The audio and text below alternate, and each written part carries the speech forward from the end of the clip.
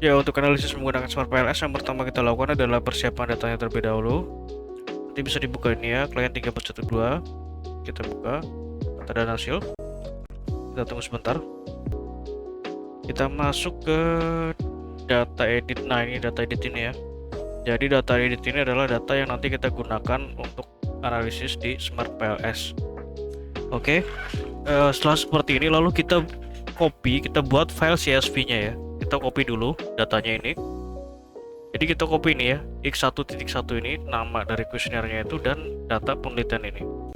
Nah, kita copy seperti ini, lalu kita buat file baru. Nah, file CSV ini nanti akan kita gunakan di aplikasi Smart PLS. Klik kanan, paste value. Nah, seperti ini. Lalu klik file, save as. Ya, seperti ini. Nama ini bebas, kita tulis saja contoh.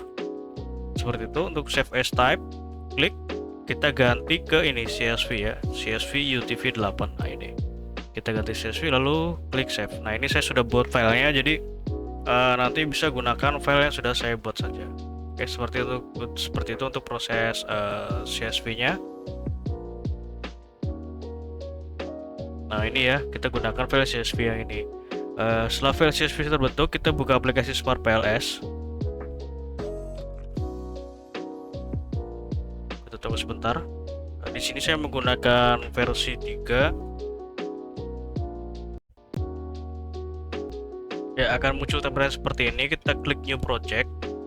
Kita tulis saja contoh seperti itu. Ini bebas ya untuk penamaannya.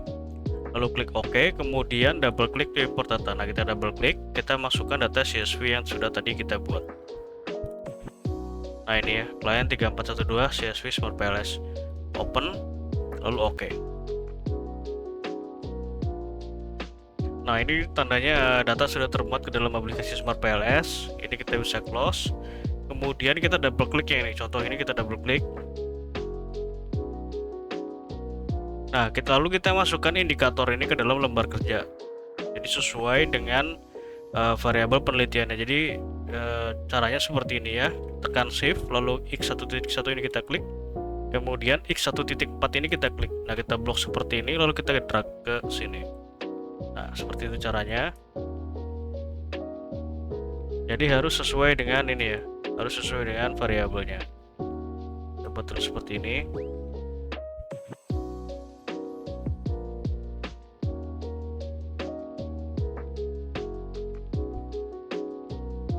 Ya, seperti ini. Nah, setelah seperti ini, lalu kita beri nama.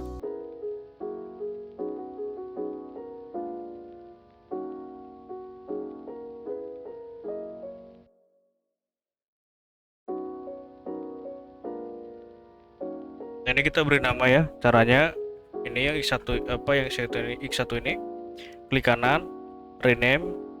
Nah, seperti ini ya. X1 adalah gender. X2 seperti itu ya.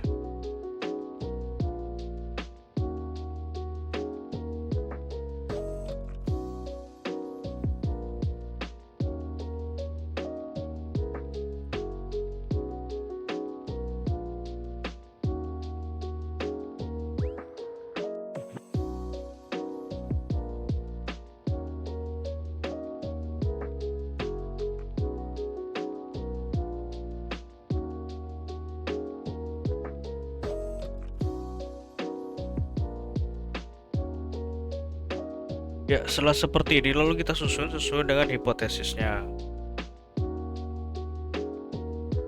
Nah, seperti ini. Jadi untuk penyusunannya ini bebas ya, sesuai dengan estetiknya. Yang terpenting itu nanti dalam penyusunan ini untuk angka hasil analisisnya itu tidak ada yang tertutupi. Ya, kita buat saja seperti ini.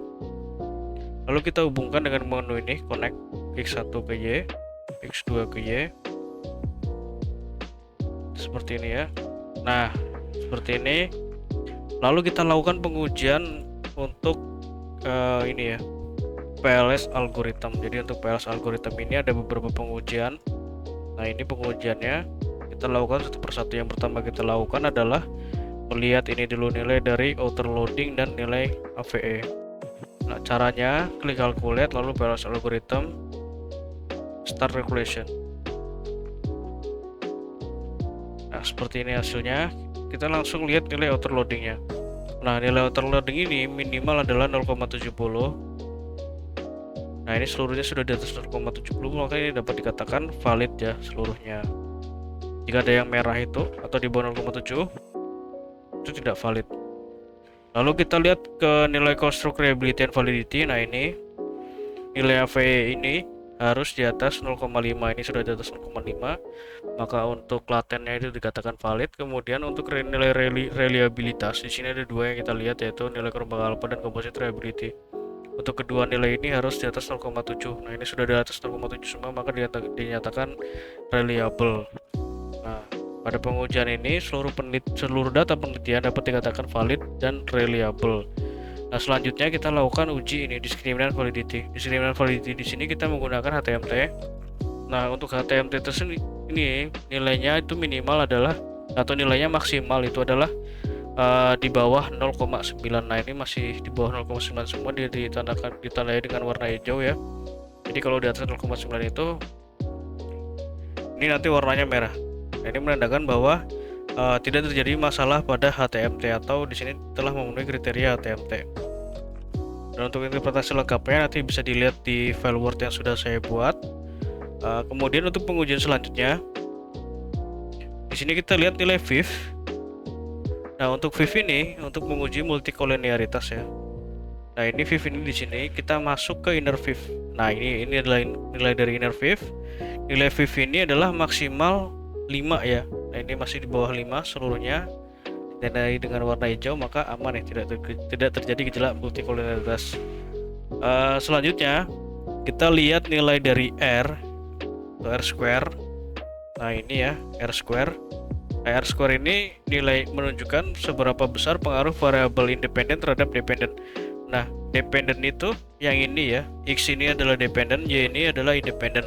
Nah, besar pengaruh variabel dari X1 sampai dengan X5 adalah 0,384 atau 38,4%, sedangkan sisanya dipengaruhi oleh model lain di luar dari penelitian. Nah, selanjutnya kita lihat nilai F square. Nah, F square ini yang ini ya. Nah, ini adalah nilai F square. Nah, square itu untuk melihat seberapa besar pengaruh variabel independen terhadap dependen secara parsial atau secara individu. Nah, di sini dapat kita ketahui untuk X1 terhadap Y nilainya adalah 0,084. Nah, seperti itu ya. X2 terhadap Y nilainya adalah 0,049.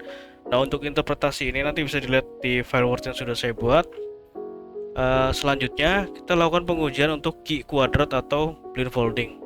Nah, ini ya blindfolding ini. Caranya klik calculate lalu blindfolding. Start calculation.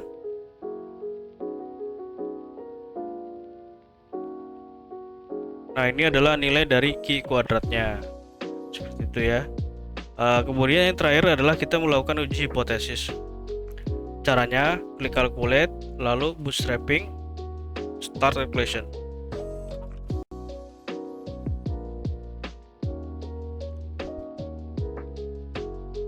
Ya, seperti ini hasilnya ya. Jadi untuk bootstrapping ini kita menguji hipotesis penelitian. Nah, di sini ada dua nilai yang kita perhatikan, yaitu nilai p-value dan nilai dari original sample.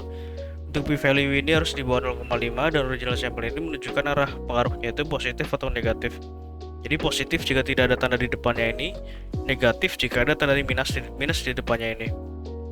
Ini dapat diketahui bahwa seluruh variabel penelitian ini memiliki pengaruh signifikan. Nah, bentuk pengaruhnya itu adalah positif. Jadi dapat dibaca